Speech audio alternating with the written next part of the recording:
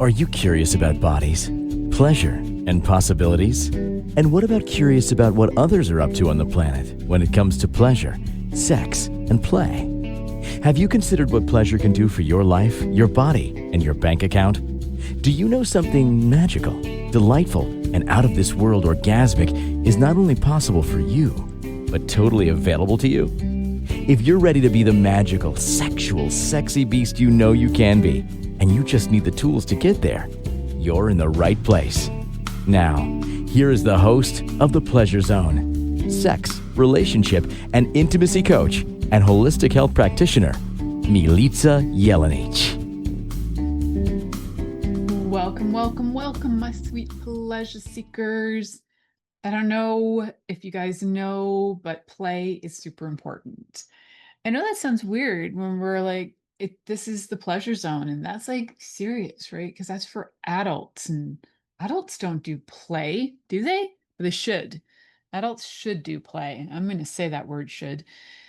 Play is integral to our growth, our health, both our mental health, our physical health, spiritual health, all of it. It's integral to our life and our living. I'm just going to say that blanket statement because I fully believe that to be true. I know it to be true. And we can back that with science. So why not play with that today? We're going to be looking at how certain things, like what does play do for our bodies? What does it help lower? Does it actually do anything? Does it bring in oxytocin? Does it reduce cortisol? Well, yes, we'll start with that. What else does it do? And what is play? And like, how do you invite playfulness into your life when, relationships are incredibly serious, right? You got the bills to pay, you got the sex to have at a certain time, at a certain day, in a certain way. It's very serious. There's a lot of serious things to be done. And, we have kids now. We don't have time for that. Like, I can't tell you how many people will say that, or that there's just no time. There's no time for that. We're busy people. If you have no time for your partner to either play with them, have fun with them, what are you doing? I don't, you're not definitely living, you're definitely not living your best life. Um, if you're in an economic situation where, you feel like you have to work 45, 50 hours a day, maybe it's time to reevaluate what are you working that hard? Like, do you need to work that hard? Are you in a position where financially there's no other way? Is there a way to make it more pleasant and fun and playful? Are you actually enjoying life? There's so many things that I could backtrack on because usually it comes down to the choices we make. And I can say that from a place where I have lived at the brink of being homeless before. I have lived at the place where you're like, hey, you know, my mom and I, there was a year I lived with my mom. I hardly made any money. Actually, that happened twice. It was the year before I had my child. I lived with my mom for a while, had barely any money, was doing some supply work just to try and make some cash, even though I'm not I don't know if you call it supply or emergency teachers. I don't know what you guys call it around the world, but we call it supply teaching in Canada. So we supplementary teaching. We supplement the teachers.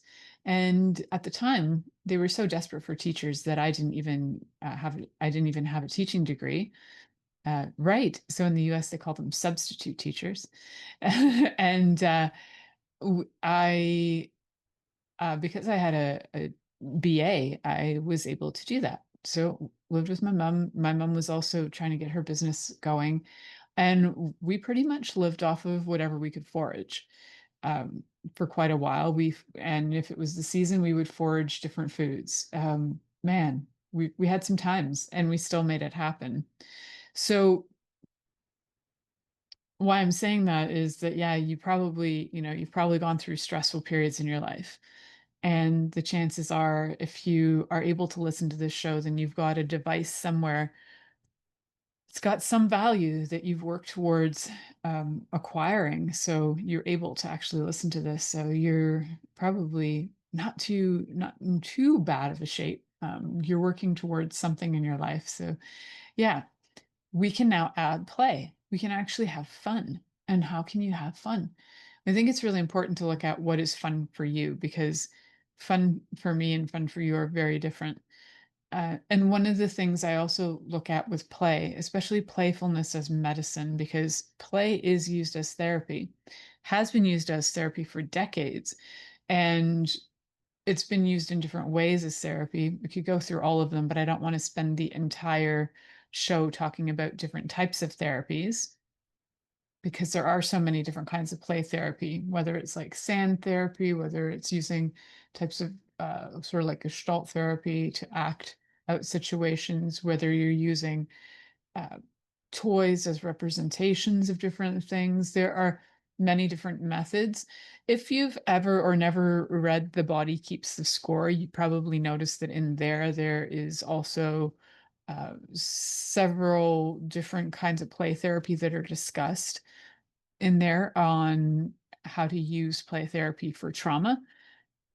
However, there's also play therapy and types of play for erotic play that are also for improving your sex life.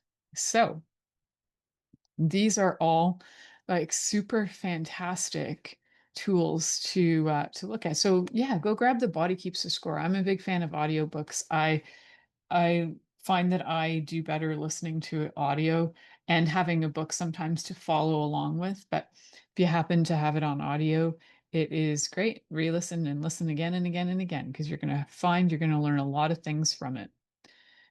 So one of the things that I mentioned in kind of the write-up of the show is how we're going to look at things like how play is vital for long-term erotic connection, and how play and playfulness heal stress and release tension, and they can, and play can reignite erotic energy. Also mentioned the science of laughter and oxytocin, and also how play can transform conflict into connection. So I put a lot of content in here. I think I overestimated myself and how much information I can cram into one show. If it happens that I don't get through all of it, we will do a part two. But for right now, there is a lot of information, guys. The beauty is that there is a lot of information out there as well that you can find, that you can research. One of the key contributors to actually looking at play as a method for healing was a woman named Virginia May Axlin. And she was one of the founders of something called non-directive child-centered play therapy. And she modified another person's work, Carl Rogers' person-centered approach, and she modified that to be for children. So the short form of it is CCPT, child-centered play therapy. It's where you let the child lead the play and then the therapist follows. So usually you can get a lot of information out of kids through that. And I had prior to like really diving into a lot of information on play therapy, let's backtrack 30 years. I went to university for psychology, and some of the stuff that we would learn in psych classes, we would watch videos of different things. We would watch like developmental videos as well, like how children develop, and you could see at a certain age, like a child crawling across a piece of glass would all of a sudden become aware of dimension and space, and that they, could fall.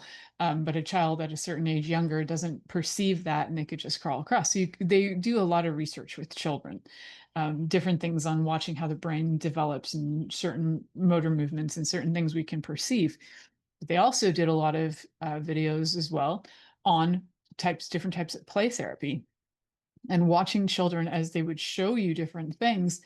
And so when I was a nanny for 3.5, 4 years, something like that. I think sometimes I say three, sometimes I say four, because I think it was like right in between. Anyways, I was a nanny for a number of years.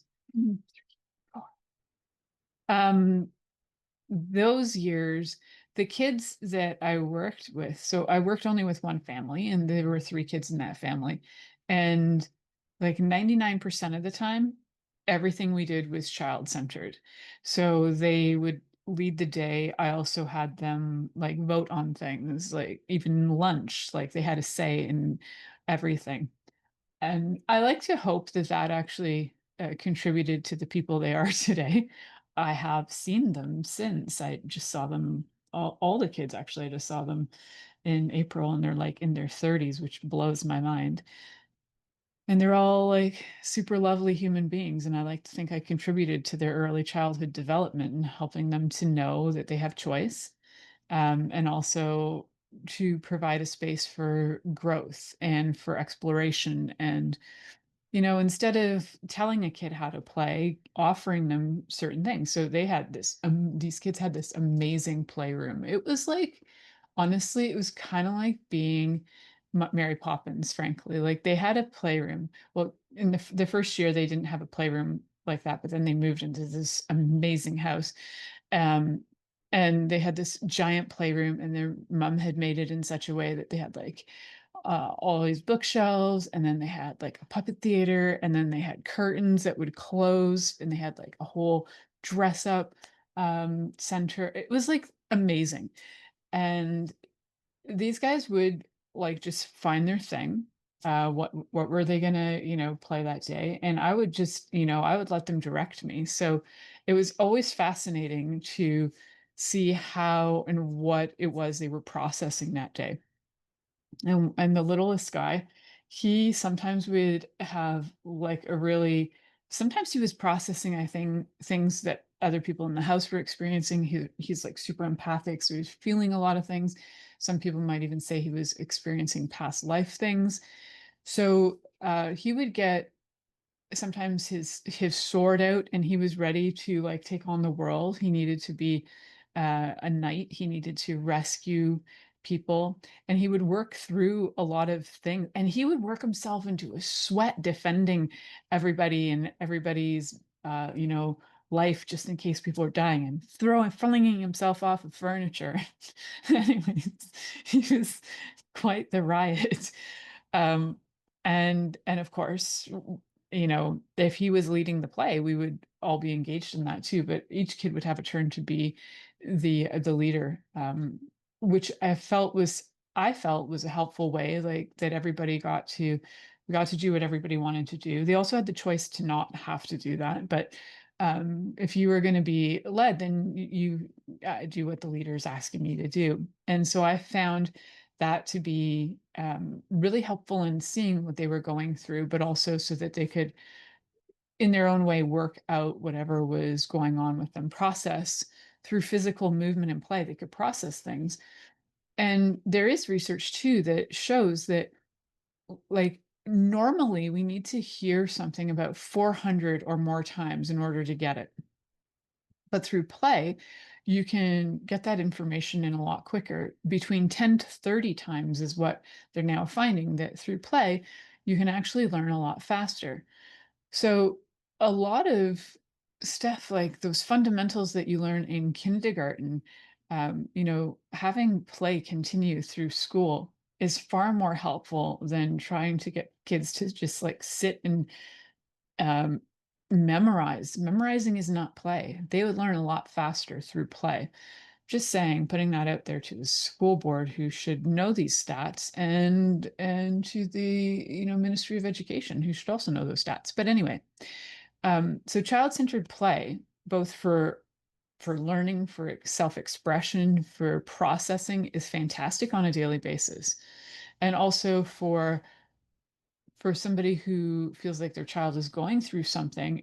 It's going to be far easier for your child to go to somebody who does play therapy to work out their stuff than it is to just have them maybe sit and talk about all of it. So, different methods. So you've got the CCPT therapy, it's child-centered play therapy. There's integrating different kinds of things like Gestalt, like I mentioned. There's something called the Oaklander model by Violet Oaklander.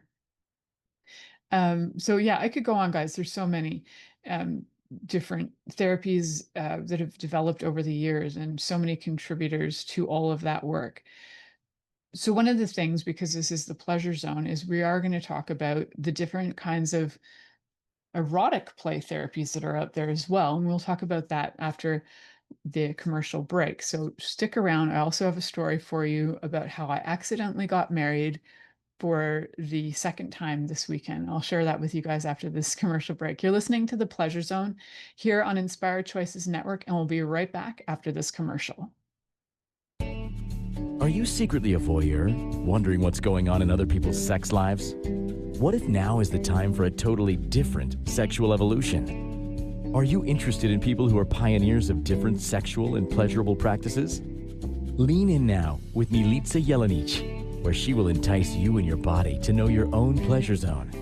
On the Pleasure Zone radio show, with sex, relationship, and intimacy coach, Milica Jelenic, you'll receive tools, inspiration, and a foundation to allow yourself to receive more in your sex life, and quite possibly other areas of your life as well. Listen for The Pleasure Zone with Milica every Monday at 8 p.m. Eastern Time, 7 p.m. Central Time, 6 p.m. Mountain Time, and 5 p.m. Pacific Time on InspiredChoicesNetwork.com.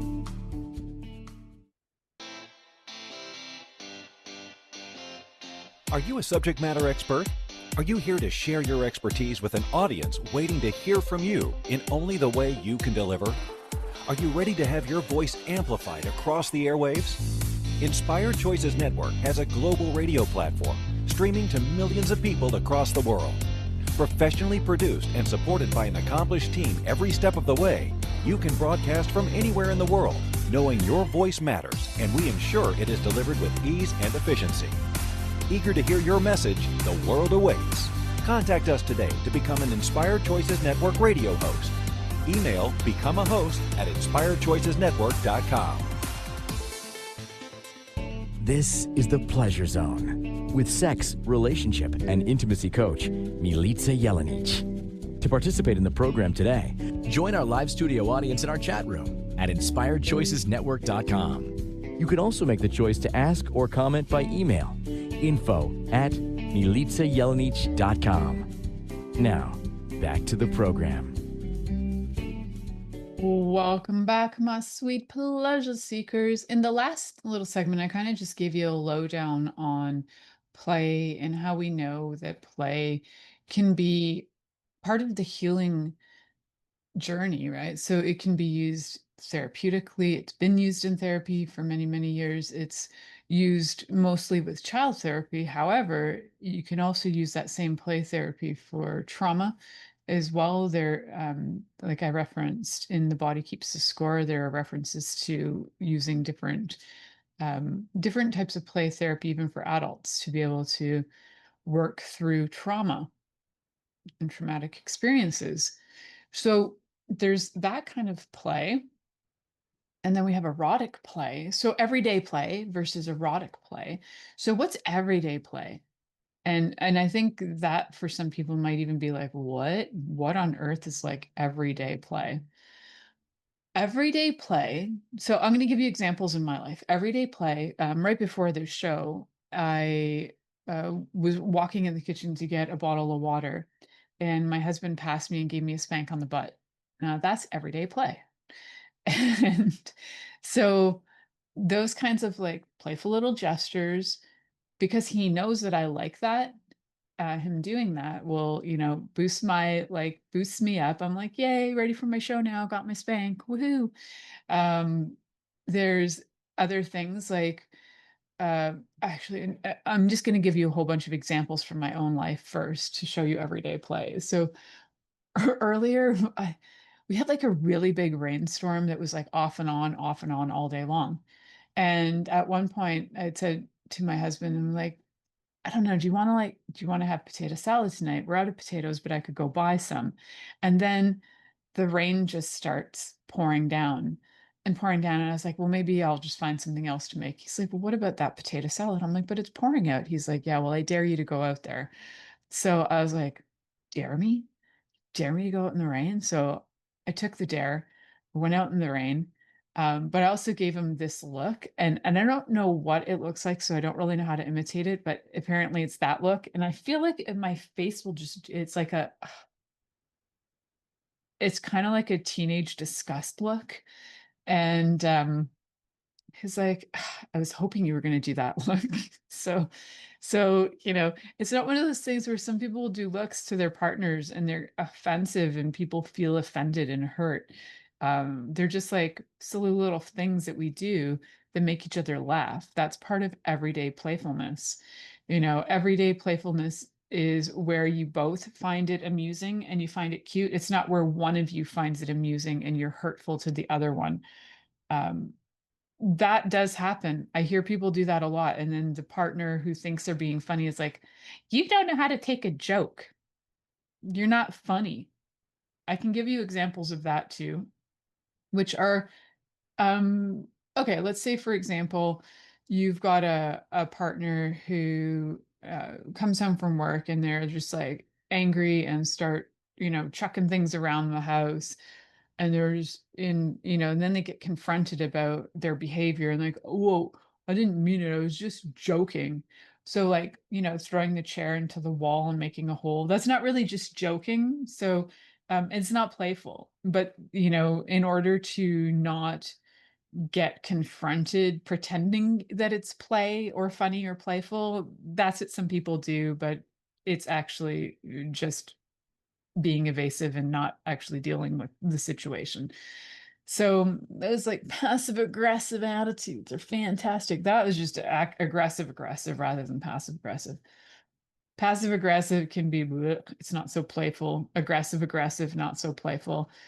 Unless you're doing it in a playful way where we're talking about, you know, consensual non-consent, that's where, it's usually more in the kink zone, which is completely intended to be playful. Consensual non-consent means, you've agreed in advance that you might be saying things like, no, no, no, I don't want to give you a blowjob, but you've already agreed that that is kind of what it is, but you're just playing the game, you're being playful. So that is part of more of the erotic play. And then the everyday play. Let's get back to the everyday play.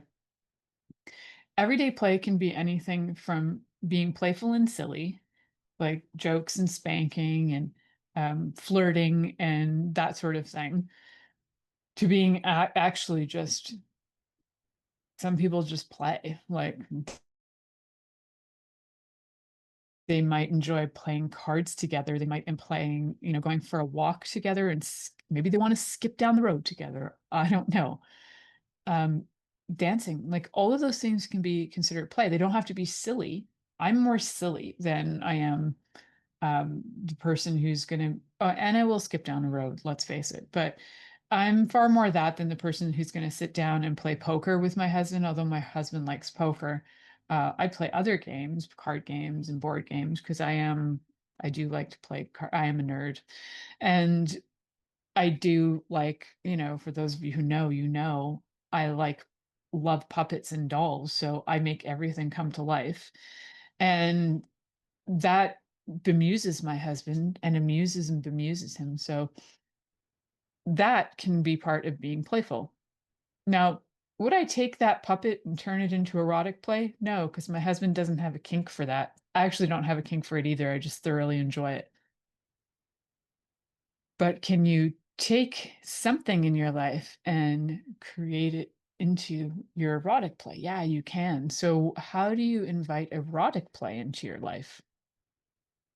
So, first of all, you got to be willing to have sex not be so serious because sex, I mean, the consequences of sex can be incredibly serious, like having a child or an STI. However, sex itself can be just incredibly fun and be a useful tool for releasing stress. And I've talked about this on some shows before about how a lot of people with ADHD also have hypersexuality. And one of the methods in order to reduce stress hormones in the body, they'll utilize sex in order to create oxytocin, reduce cortisol, um, and just have their bodies relax more. So, can you just look at some of the things when it comes to erotic play? Erotic play doesn't just have to be your standard sex for sure. That's when we can tap into the kinky fun world of different things. And if you haven't listened to any of my shows on kink, now's a great time to go back and listen to there's probably over 200 different shows on different things that I will talk about sex, and I will talk about kink on a lot of the episodes, even the ones on trauma, because kink can be an incredibly useful tool on reducing trauma and using kink as a playful erotic method to reduce all the different stress hormones, but also to shift trauma so that it's not still activating your nervous system. So you're not still in fight or flight. You'll go from having your body in sympathetic, like overdrive, to being able to calm down. So when we look at the different things for erotic play, I think one of the main things to think about is the keys that I've talked about before, which are communication, consent, and curiosity. So if you're with a partner and you don't even know how to ask for something, then the whole zone of kink and play can become really tricky because you got to learn the communication first.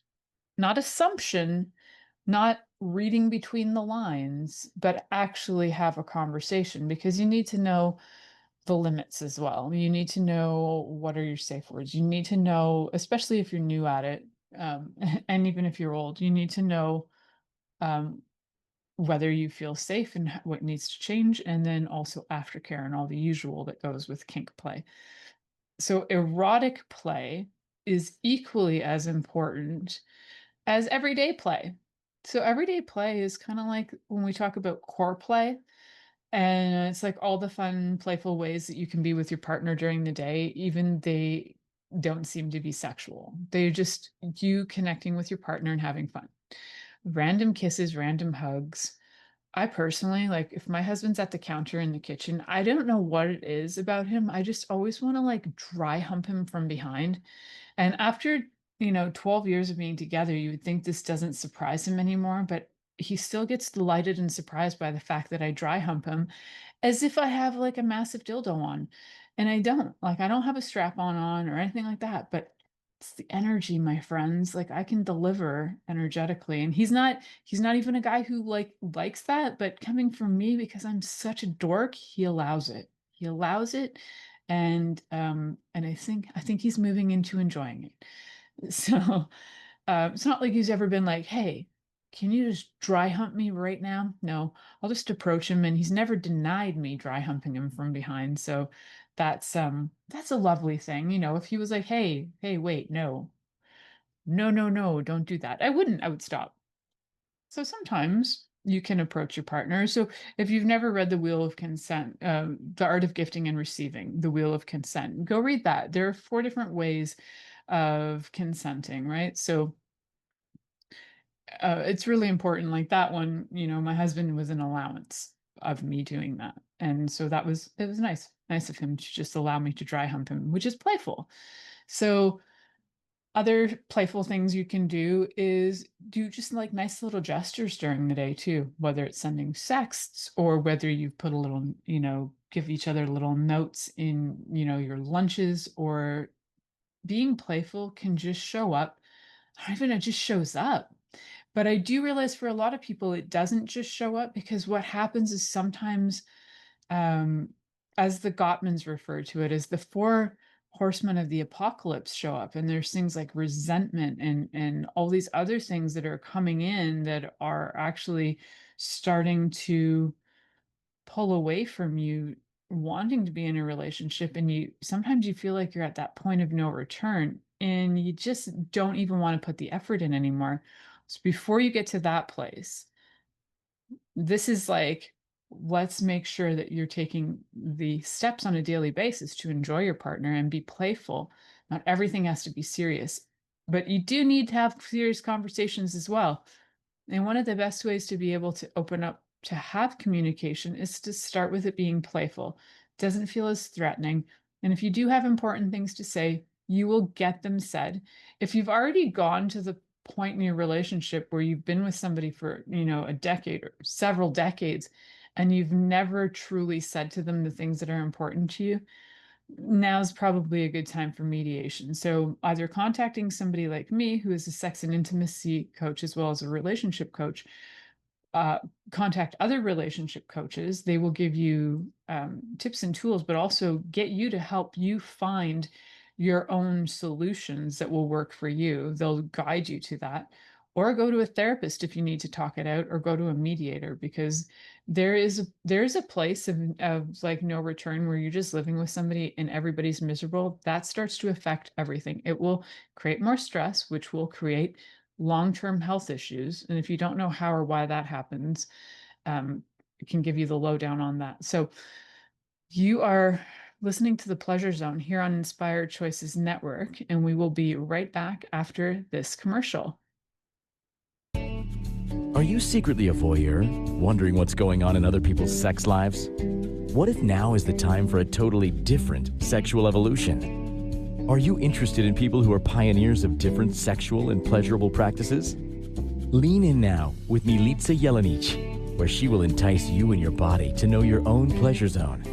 On the Pleasure Zone radio show, with sex, relationship, and intimacy coach, Milica Jelenic, you'll receive tools, inspiration, and a foundation to allow yourself to receive more in your sex life, and quite possibly other areas of your life as well. Listen for the Pleasure Zone with Milica every Monday at 8 p.m. Eastern Time, 7 p.m. Central Time, 6 p.m. Mountain Time, and 5 p.m. Pacific Time on InspiredChoicesNetwork.com.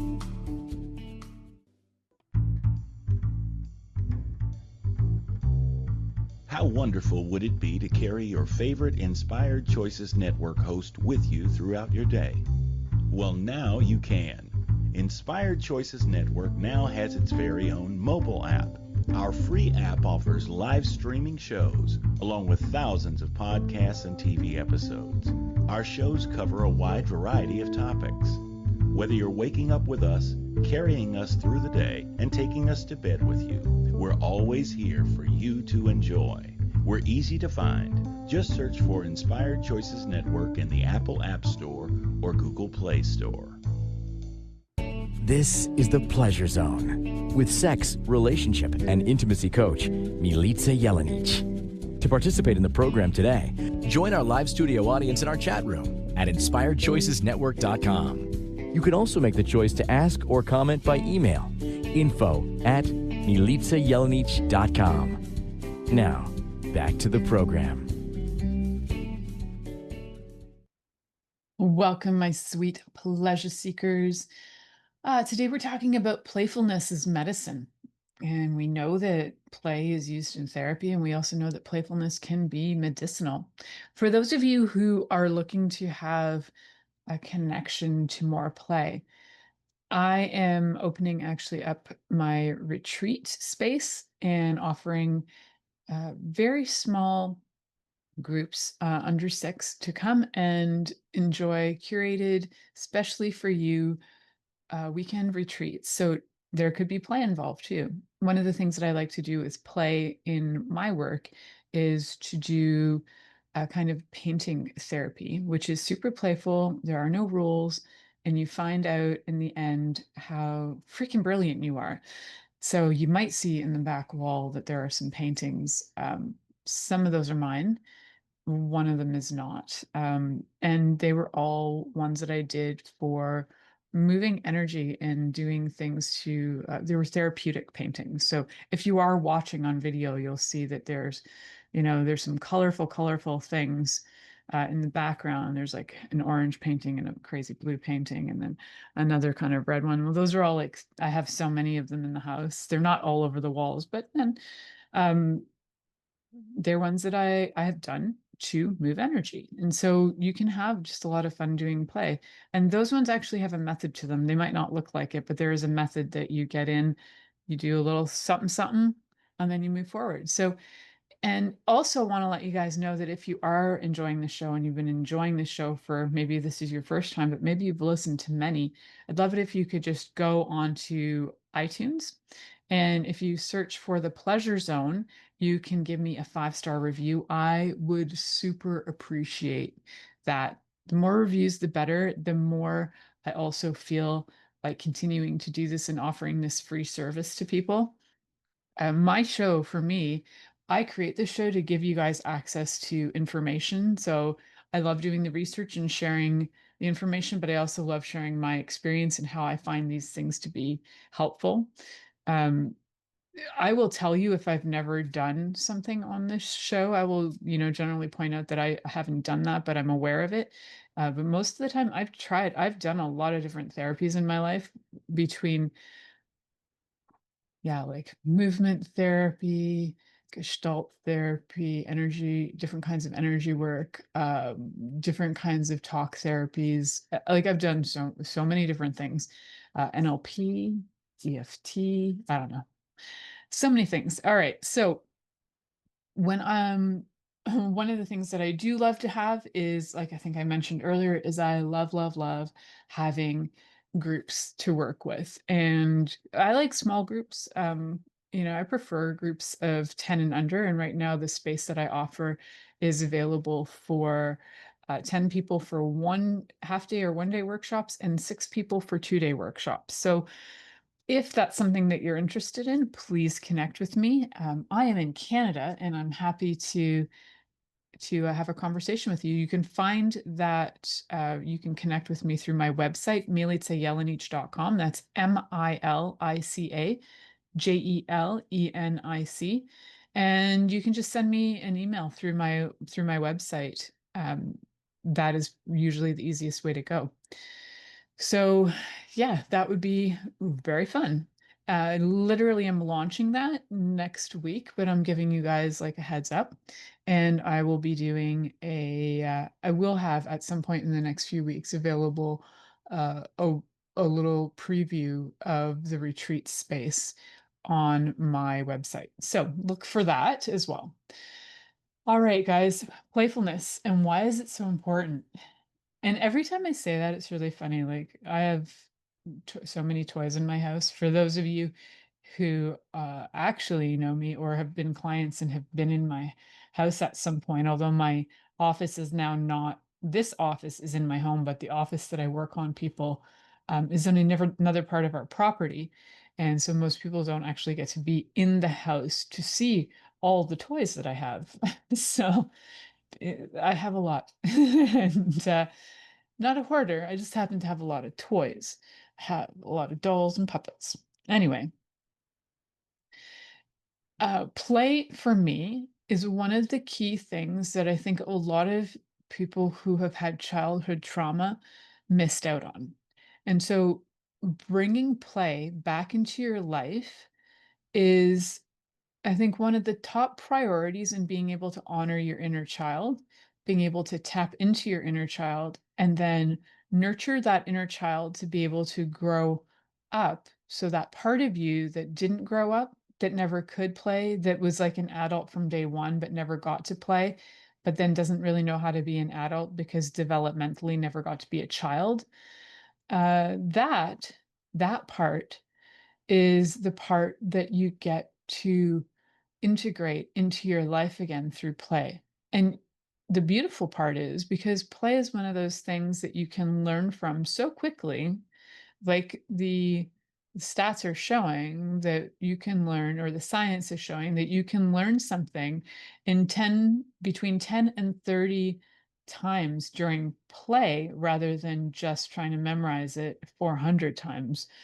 So having retreats for me is where I can bring you in and it can be playful.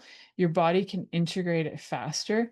And then you can both learn more and then you can have the life you desire. Because what I target to do is to invite you into more pleasure in your life in every way, whether that's getting out of pain, whether that's getting out of physical pain, emotional pain, lack of connection pain, all those pains that everybody in some way has felt in their life. And my target is to bring together resources, whether it's the work that I do or whether I bring in other resources to assist, is to offer a space to be able to bring people back to pleasure. And part of pleasure is playfulness. It just is. I really don't think you can have pleasure without play. And play is pleasure too. So They go in hand. So that was a bit of a tangent, kids. Sorry about that. So why is it so important to do this play? Why do we want to do it? Well, one of the reasons is, and I'd mentioned it earlier, that play lowers cortisol.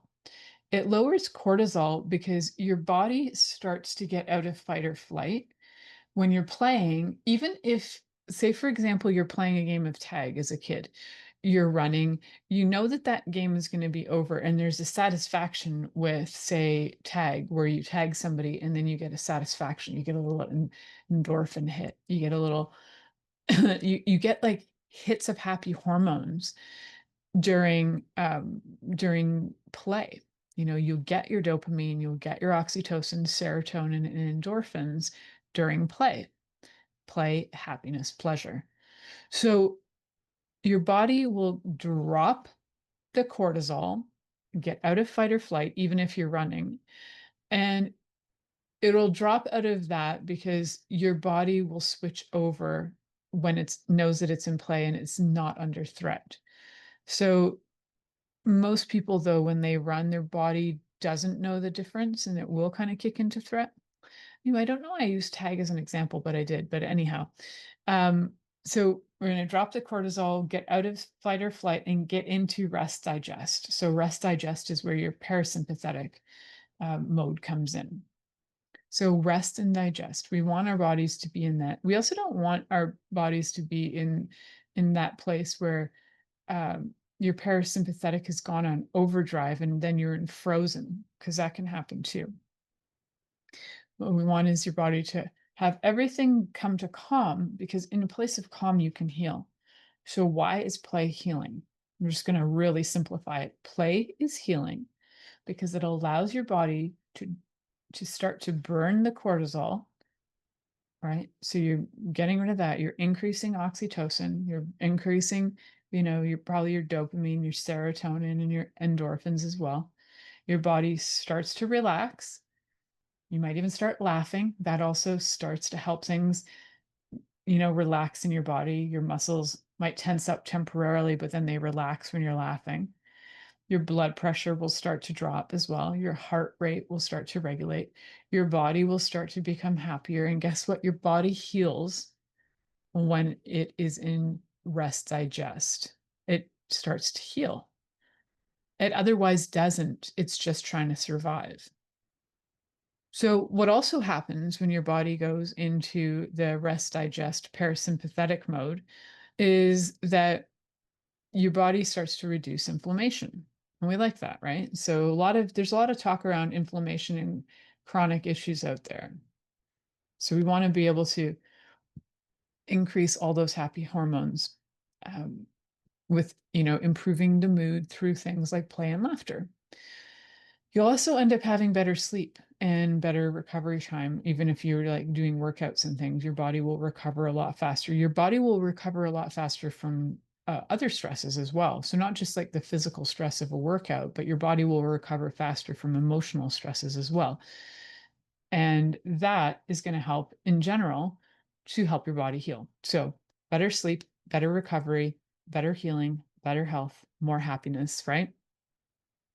So the easiest ways to lower that cortisol, and if you look this up, I bet if you just go Google search this right now, you're probably going to find that some of the top ways to lower cortisol naturally are through play and laughter, because that has been proven to activate the parasympathetic response and reduce cortisol, through touch and oxytocin, because touch will increase your oxytocin. So things like hugs and cuddling or massages, and then breathing practices. And we talk about all of these all the time on here, guys, because they're so important. They're so simple and they're so important. So doing, breathing in slow, breathing out slow, doing different types of breath work where you might be doing like a sharp in and that through your nose and then an out. It's like a really sharp one. I hope you guys heard that snot inhale and then out, and you feel your belly moving.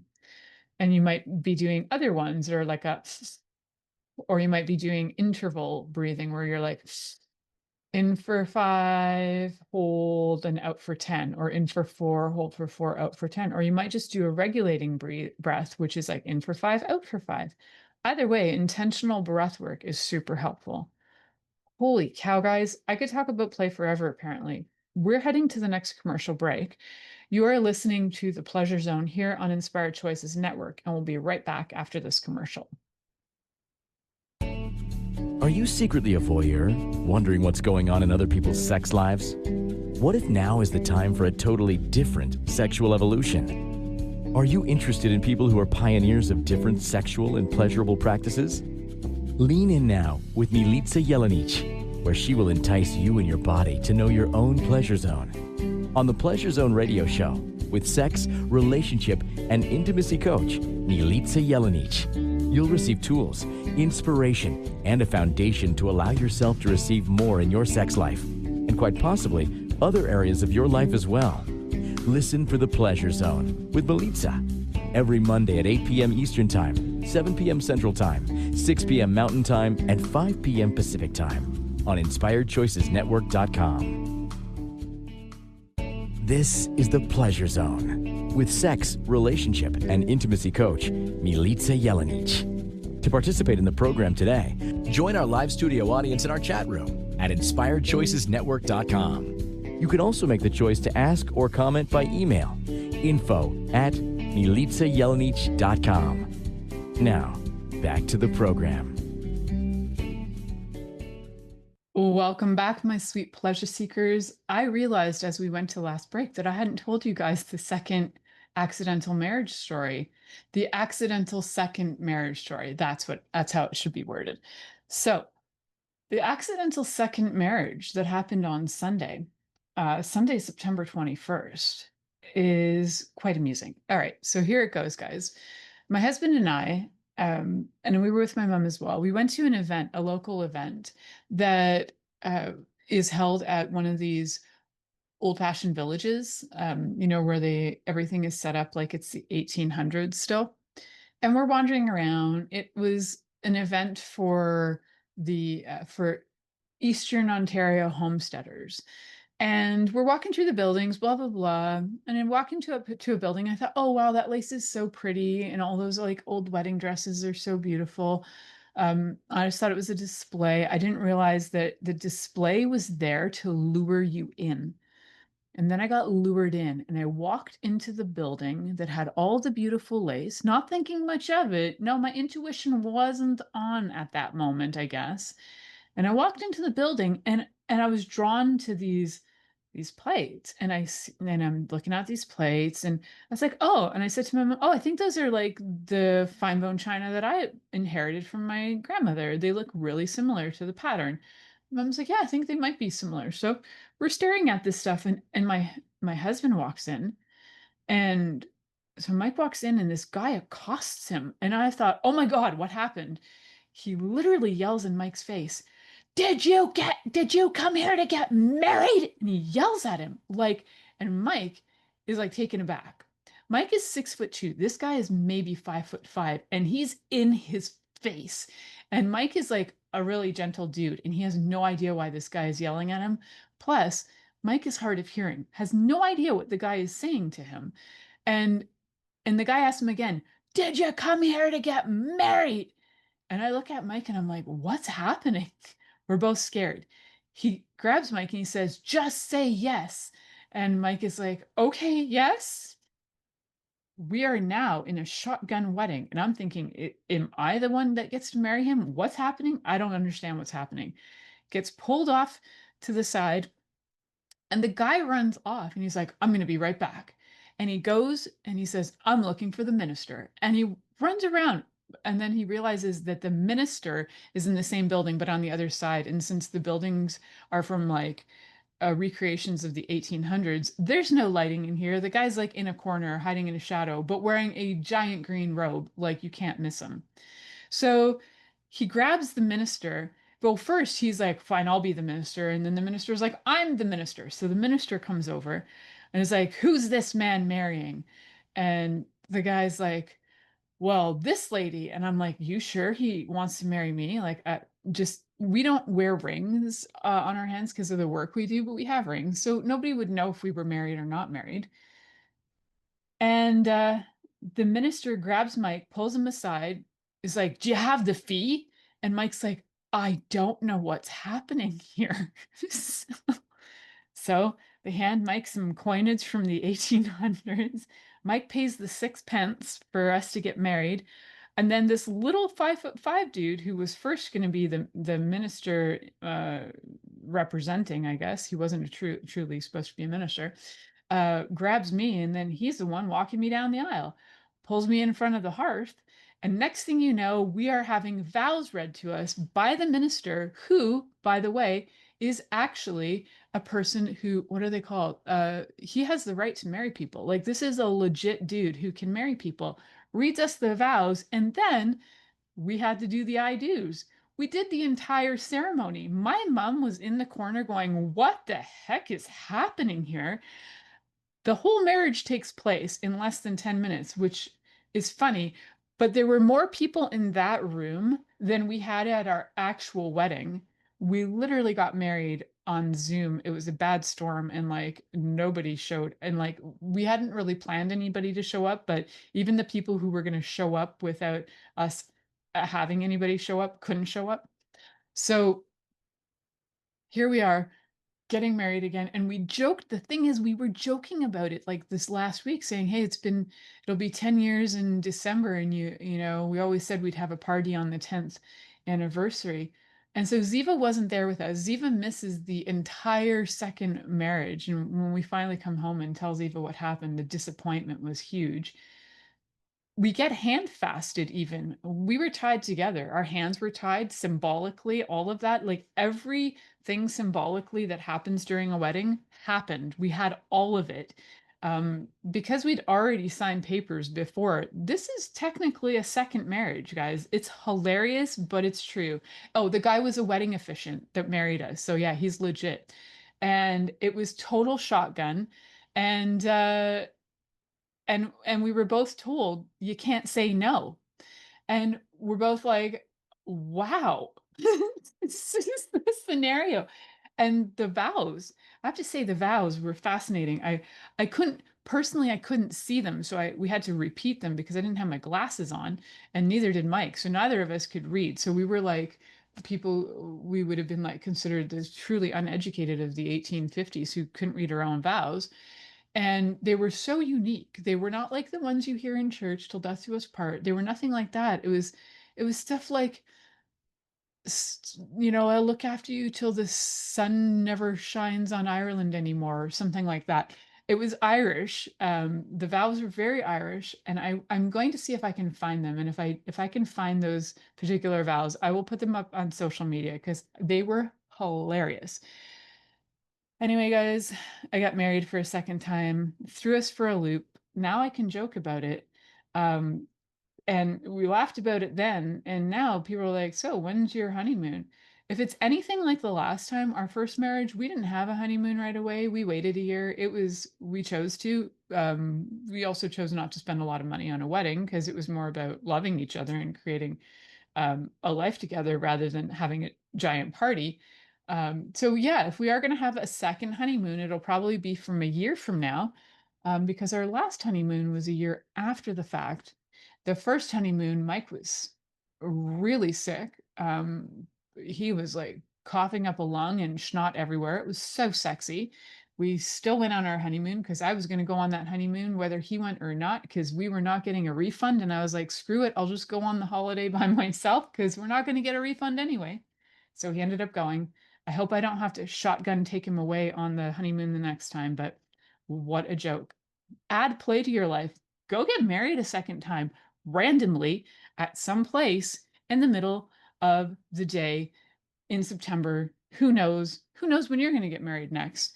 Have fun with that, though. But what I'm saying, guys, is invite play into your life. We could have said no. We could have walked out of that place and got mad at the man. We didn't. We took it. We had fun. I hope you guys do too. So remember to add more Are play. you curious? Thank you for choosing to listen to The Pleasure Zone with sex, relationship, and intimacy coach, Milica Jelenic. We'll return next Monday at 8 p.m. Eastern Time, 7 p.m. Central, 6 p.m. Mountain Time, and 5 p.m. Pacific on InspiredChoicesNetwork.com. We hope you'll join us. Until then, have the best week of your life by choosing to be turned on and tuned in to your body.